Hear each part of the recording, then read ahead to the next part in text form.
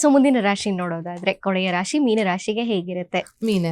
ಮೀನರಾಶಿಯವರ ವಿಚಾರಕ್ಕೆ ಬಂದಾಗ ಅವರ ಆರೋಗ್ಯ, ಮೀನರಾಶಿಯವರ ಆರೋಗ್ಯ, ಹಣಕಾಸು, ರಿಲೇಶನ್ಶಿಪ್. ಆರೋಗ್ಯದ ವಿಚಾರಕ್ಕೆ ಬಂದಾಗ ಸ್ವಲ್ಪ ಆರೋಗ್ಯದ ಸಮಸ್ಯೆಗಳು ಮೀನರಾಶಿಯವರಿಗೆ ಬಾಧಿಸೋದಕ್ಕೆ ಅವಕಾಶ ಇರುತ್ತೆ.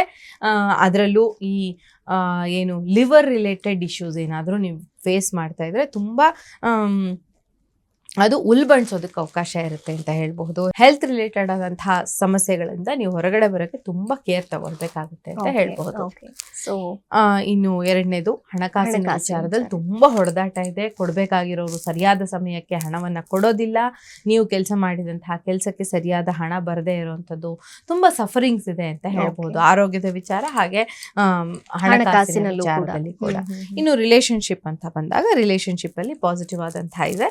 ನಿಮ್ಮ ರಿಲೇಶನ್ಶಿಪ್ ಅಲ್ಲಿ ಯಾರು ಇರ್ತಾರೋ ಅವರು ನಿಮ್ಗೆ ಎಲ್ಲ ತರಹದ ಸಪೋರ್ಟ್ ನ ಕೊಡ್ತಾರೆ. ಸ್ಟೇಬಲ್ ಆದಂತಹ ರಿಲೇಶನ್ಶಿಪ್, ಅವ್ರಿಗೆ ಗ್ರೋತ್ ಇದೆ ಲೈಫಲ್ಲಿ.